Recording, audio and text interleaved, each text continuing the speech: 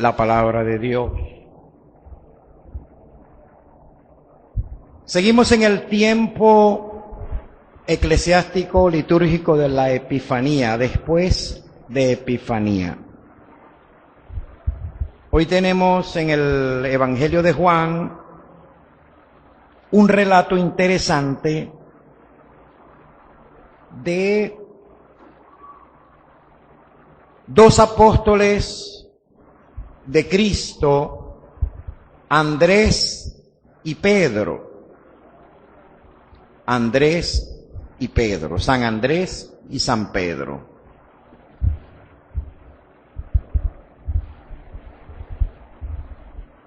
Ellos eran seguidores de Juan el Bautista. Ellos eran discípulos de Juan el Bautista, el que había visto al Espíritu Santo descender en forma corpórea como una paloma sobre Jesús en el bautismo de Cristo. Ellos eran discípulos de aquel profeta grandioso que vestía piel de camello, sandalias, comía era miel y langosta. Un hombre internado en el desierto, dedicado profundamente a la oración, con un destino trazado por Dios desde el vientre de su madre. Este Juan Bautista tenía unos discípulos o seguidores. Entre ellos estaba Pedro, el apóstol, y Andrés, su hermano, pescadores, gente sencilla, que luego se convertirían en grandes apóstoles de este Cristo. Cuando Andrés se da cuenta de que Cristo era el Mesías que había de venir, inmediatamente lo sigue. Pero primero le pregunta: Maestro, ¿dónde vives? ¿Dónde moras? ¿Dónde es tu casa? Jesús le dice: ven y ve. Y Andrés se dio cuenta dónde vivía y pasaron con él el resto del día, porque ya eran como las 4 de la tarde. Uno de esos dos que oyeron a Juan y siguieron a Jesús, ya les dije que era Andrés. Pero este fue a buscar a su hermano Simón y le dijo: hemos encontrado al Mesías. Y así culmina este relato para nosotros hoy. Vamos a extraer algunas cosas de acá. Primero,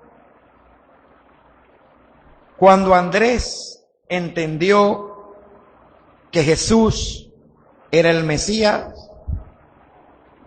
comenzó a seguirle y fue a buscar a su hermano Simón, a quien después el mismo Cristo le cambia el nombre por Pedro, que significaba piedra.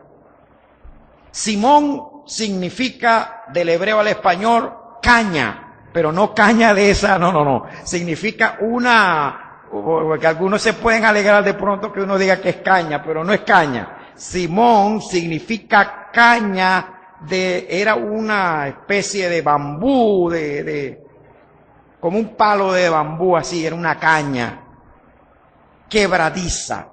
Eso es lo que significaba Simón, caña quebradita. Y le cambia el nombre por Pedro, que significa piedra. Yo no sé ¿Cuántos aquí se han puesto a meditar por qué el Señor Jesucristo acostumbraba a cambiarle el nombre a sus apóstoles? No sé si usted se ha puesto a meditar, pero hoy te voy a dar una idea. ¿Por qué el Señor, por ejemplo, a Mateo, él se llamaba era Leví, y Jesús lo puso Mateo? A Bernabé y al otro también le cambió el nombre. A uno lo llamó, ¿cómo que se llama? Boanerges. A otros dos que significaban hijos del trueno. Y así les iba cambiando los nombres a sus propios apóstoles, y no sabemos a cuántos más les cambiaría su nombre. ¿Pero por qué? Todo esto tiene un propósito. Óigame bien, los cambios de nombre en la Biblia tienen un propósito. Por ejemplo, Abraham no se llamaba Abraham, él se llamaba Abram, así, Abram. Y luego Dios le cambia el nombre a Abram y lo pone Abraham, que si lo pudiésemos leer en inglés es más fácil. Abraham, y le cambia el nombre por Abraham, es más fácil entenderlo, porque Abraham parece que se escuchara igual, pero hay que pronunciar Abraham. Él cambió el nombre de Abraham y de la esposa de Abraham, que se llamaba Sara, y la llamó Sara. Se llamaba Sarai y le cambió el nombre y le puso Sara. De Sarai, Sara, Abraham. Pedro se llamaba Simón y le puso Pedro. Y así puedo darte un sinnúmero de cambios de nombre que no eran caprichos divinos, porque todo lo de Dios tiene una razón y tiene un propósito para sus hijos. Todas las cosas que Dios hace, nos dice, nos enseña en su palabra, e inclusive muchas cosas que Él permite, lo hace porque Él tiene un propósito en nuestras vidas. Es cierto, y tenemos que recalcar lo que dice el libro de los Romanos, que a los que aman a Dios, todas las cosas les ayudan a bien. Pero hay dos maneras que debemos explicar, dos formas que hay que leer este texto, con el pretexto y con el contexto. Hay que leerlo completo. Sabemos que a los que aman a Dios, todas las cosas les ayudan a bien. A veces nosotros pasamos por dificultades, por problemas, por encontronazos, por adversidades, por injusticias, por muchas cosas. Y Dios es quien está permitiendo esto para, primero, matar en nosotros lo que a Él no le agrada, y segundo, para que crezcamos en Él, para que crezcamos en el conocimiento de Él. De hecho, Dios se basa y utiliza muchas circunstancias de la vida, inclusive para hacernos volver a su camino, inclusive para que nos consagremos y santifiquemos a Él.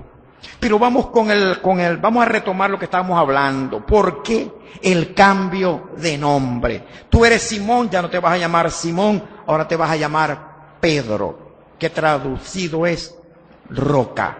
¿Por qué? ¿Por qué los cambios de nombre? Porque a Abraham se le cambió el nombre. Vamos a irnos primero con Abraham. Abraham, en la traducción de los nombres, porque los nombres siempre traían también un propósito. Los nombres traían un propósito. Fíjate que cuando Juan el Bautista nació, todos los familiares que estaban allí alegres, ¿cómo se va a llamar? ¿Cómo se va a llamar? Fulano, mengano, como su abuelo, como su padre, como su tío, como su tatarabuelo, ¿cómo se va a llamar? Fulano, mengano. Y dijo Zacarías el sacerdote, se llamará Juan.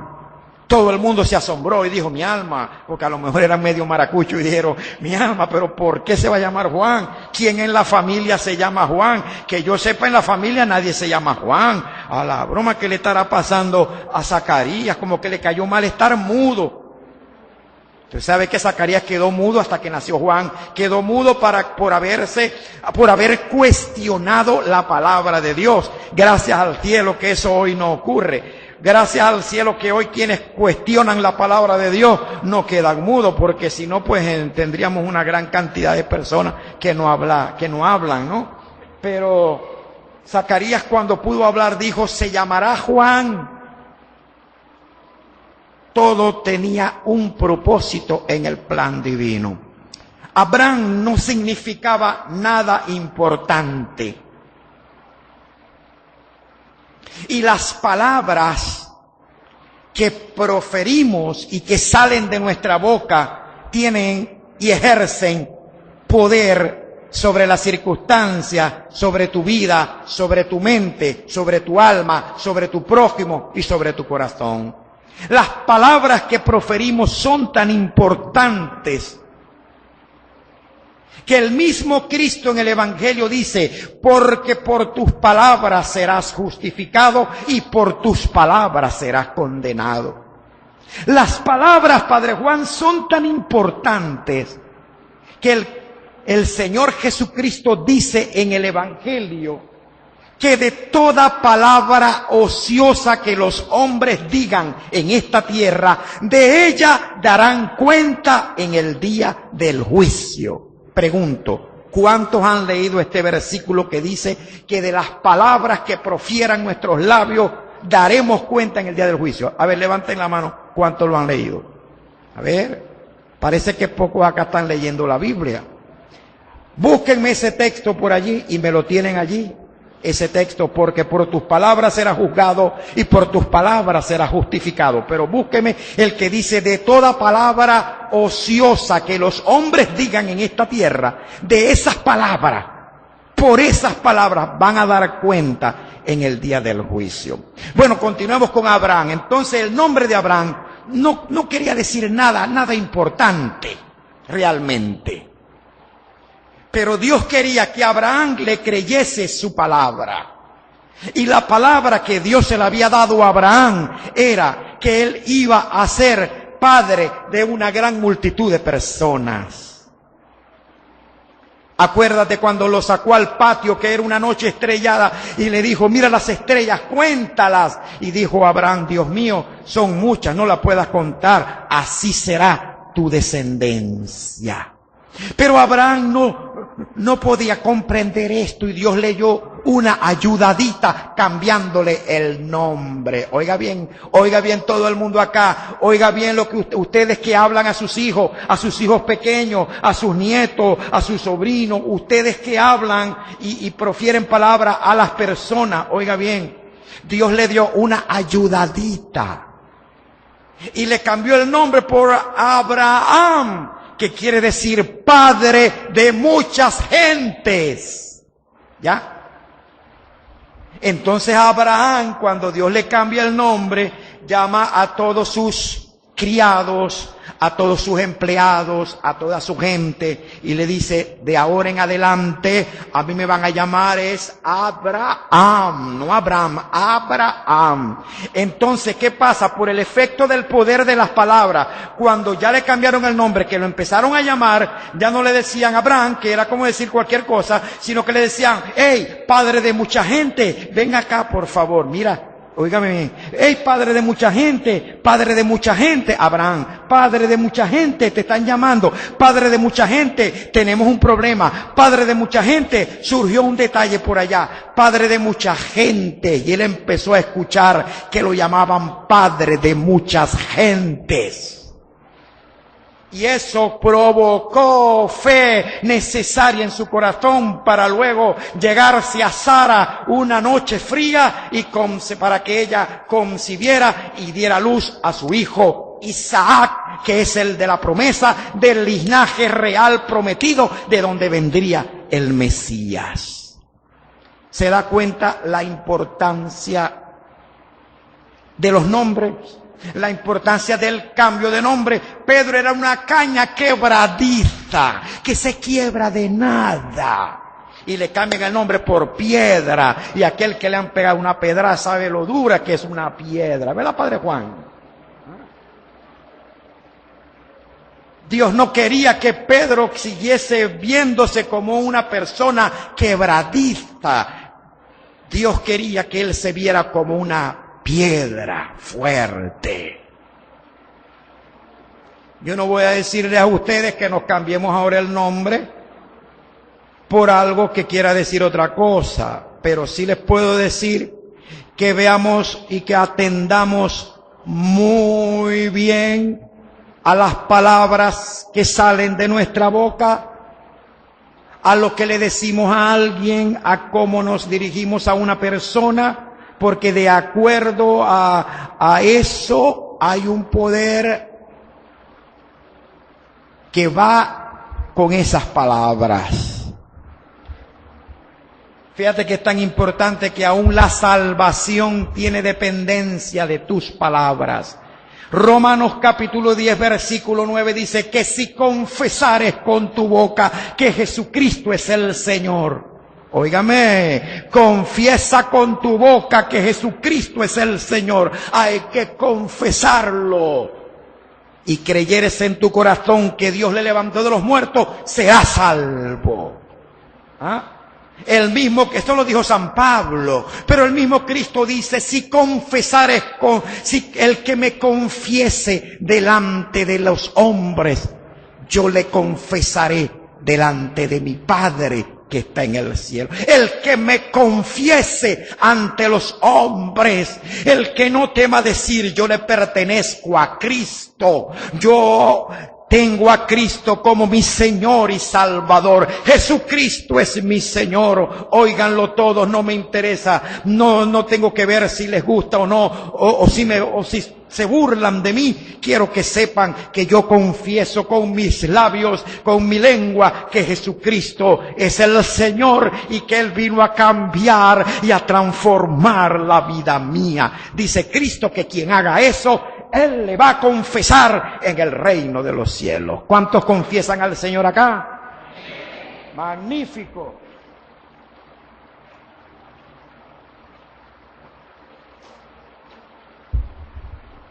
Hay que confesarle al Señor. Otra razón de los cambios de nombre que puede interesarnos es lo siguiente. Cuando estas personas tenían, o en el Antiguo Testamento como Abraham, tenían un encuentro con Dios, venía el cambio.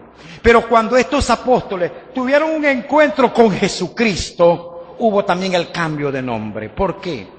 Porque eso tipifica el cambio que tiene que haber en la vida nuestra cuando nos encontramos con Jesucristo. Nadie que ha conocido a Jesucristo puede seguir siendo el mismo. Nadie que se ha encontrado con el señorío de Jesucristo puede seguir siendo la misma persona. Porque tiene que haber, así como se puede cambiar un nombre, se tiene que cambiar la vida de esa persona. Tiene que cambiar la voluntad, los sentimientos, las emociones y el intelecto de esa persona. Tiene que cambiar todo su ser completo. Yo no te voy a decir que es un cambio milagroso, maravilloso de la noche a la mañana, pero sí tiene que haber un cambio que se opera en la vida de esa persona que se encontró con Cristo. Porque ese es el detalle. No son las leyes, no son los reglamentos, no son las normas, no es cualquier estructura la que va a cambiar a la persona, no. Es el conocimiento de Jesucristo como Señor y Salvador lo que transforma la vida del ser humano. Eso es lo que hay que tener muy en cuenta, pero muy en cuenta. No es cualquier cosa. Usted no le puede, mire, usted no le puede pedir a una persona que no le permite a Cristo que sea el Señor de su vida, que se comporte, que se conduzca como criatura, como alguien que ha sido transformado, como alguien que incluyendo sus sentimientos han sido cambiados, ha renacido el amor, la paz, el gozo, la felicidad, la tranquilidad, el perdón, la alegría, todas estas cosas, en la benignidad, la bondad. Eso no se le puede pedir a una persona que no ha conocido a Cristo. Ese es un error muy grande. No se le puede pedir eso es imposible. ¿Cuántos están acá? ¿Cuántos se fueron? Ninguno. Seguimos.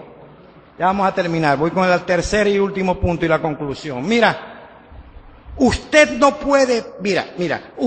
le puede pedir a un cerdo que se comporte como una oveja. No puede. Te pongo el ejemplo. ¿Por qué nosotros somos comparados con ovejas? Como ovejas. Ovejas de su prado. El Señor es mi pastor. Me va a llevar a delicados pastos, aguas de reposo. Oveja. ¿Por qué? Una oveja es dócil. Una oveja es mansa. Escucha la voz de su pastor. No anda escuchando otras voces que no les interesan. No se confunde muy fácil porque conoce la voz de su propio pastor. Pero igualito la oveja de vez en cuando se descarría. Se sale del carril de vez en cuando. Pero una oveja, oiga bien, usted le gusta la limpieza. A una oveja usted la tira en un chiquero. Ella se siente muy incómoda, se trata de quitar la suciedad, se busca la manera de librarse de la suciedad. Pero usted no le puede pedir a un cerdo que se comporte como una oveja. Usted puede tomar un cerdo, lavarlo con el mejor champú que consiga. Lavarlo, bañarlo, secarlo, perfumarlo y entalcarlo. Usted lo puede hacer con un cochino, usted lo puede hacer con un puerco, pero como dicen los maracuchos, la tardanza es que se consiga un chiquero.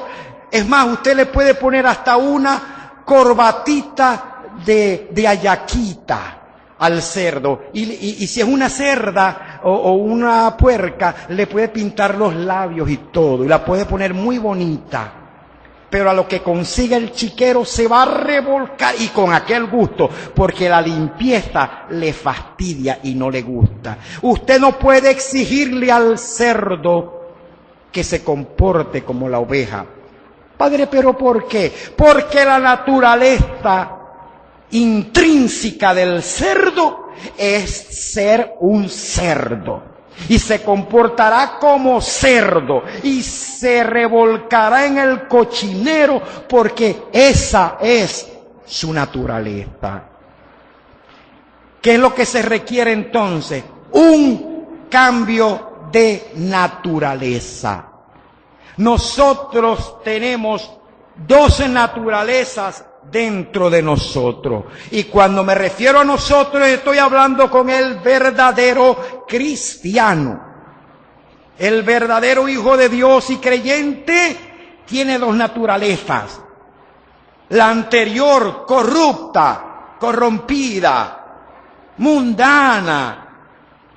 Y la nueva, que la ha absorbido del mismo Dios, como dice el propio San Pedro en su primera epístola, que Él nos hizo partícipe de su naturaleza divina. Y por eso es el choque continuo que siempre tenemos nosotros en nuestras vidas. Porque tenemos dos naturalezas que pelean dentro de nosotros. La humana caída, pecadora, y la divina que quiere y busca lo de Dios, y siempre hay conflicto en nosotros. Y si usted se descuida, su naturaleza humana y corrupta vence a la divina, y entonces usted se comporta como cualquier impío de la tierra. ¿Aló?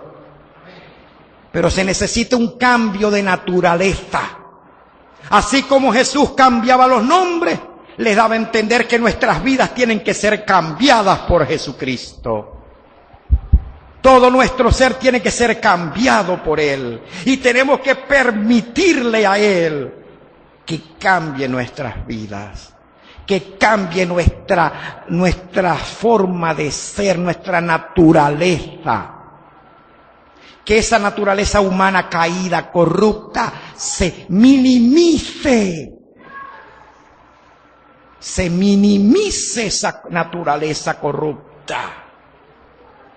Y que salga y resalte el nuevo hombre y la nueva mujer, creados según Dios en la verdad. Eso es lo que tenemos que hacer. Jóvenes, adolescentes, adultos mayores, a todos, niños, a todos, Dios nos llama a cambiar para ser como Cristo y para vivir como Él. Para que, como dice San Pablo, ya estoy terminando, a los filipenses, haya pues en ustedes el mismo sentir que hubo en Cristo Jesús. Filipenses 2:5. Haya pues en vosotros los mismos sentimientos que hubo en Cristo Jesús. ¿Usted se imagina cómo eran los sentimientos que tenía Cristo Jesús? Y estamos nosotros llamados a que permitamos que esos sentimientos hermosos que hubo en Cristo Jesús habiten y reinen en nuestras vidas y en nuestros corazones. Qué cosa tan maravillosa, qué cosa tan grande es que Él pueda poner de sus mismos sentimientos en nuestras vidas y en nuestros corazones. La conclusión es la siguiente. Una vez que Andrés fue transformado, no se quedó con su transformación. Una vez que Andrés fue impactado por Cristo, no se quedó con el impacto, sino que de una vez fue a buscar a otro para que también fuese impactado. Y buscó al que tenía más cerca. Después buscó más, el que lea la vida de San Andrés. De hecho, San Andrés murió mártir y murió crucificado, pero en una cruz en forma de X. Así murió crucificado San Andrés. Gran apóstol que hizo una gran labor. San Andrés apóstol. Pero Andrés fue y buscó al que tenía más cerca y después buscó más, por supuesto. Pero el que tenía más cerca era su hermano Simón y lo trajo. Ven porque he conseguido al Mesías. Usted, mi hermano, lo que ha conseguido tiene que compartirlo. Usted tiene que buscar al más cercano o al más lejano o al que sea y decirle, yo también he encontrado al Mesías, he encontrado la palabra de Dios, he encontrado los sacramentos, a Cristo en el sacramento. ¿Dónde lo he encontrado? Allá, en una magnífica congregación que se llama San Pablo Apóstol, donde nos reunimos un grupo a adorar a ese Cristo. Ven y ve, aquí está escrito, ven y ve, ven y ve. He encontrado lo que quería, encontré lo que quería, encontré lo que mi alma anhelaba y lo que no conseguí en ninguna cosa de este mundo. Esa es la parte que nos toca hacer. Vamos a decirle a los otros, ven y ve, ven que he encontrado al Mesías, vamos tras Él, vamos tras sus pisadas y vamos a seguir sus huellas. ¿Encontraron el texto bíblico? Léanlo, por favor. Diga la cita y lee el texto, por favor. ¿Cuál es la cita? Para los que anotan, otra vez. Mateo 12, 36. ¿Cómo dice? Rápido. ¿Cómo dice?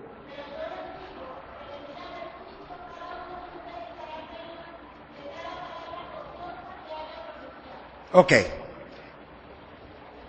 Cada palabra ociosa que se pronuncie, de ella va a dar cuenta en el día del juicio. Ay, ay, ay, ay, ay, ay, ay, ay, ay. Solamente con pensar en ese día del juicio, deberían motivarnos a nosotros a consagrarnos más a Dios, porque aún hasta de las palabras que se digan, se dará cuenta en el día del juicio. Que tus palabras vayan sazonadas con gracia que tus palabras sean positivas, de fe, de amor, que tus palabras sean correctas y justas en todo momento.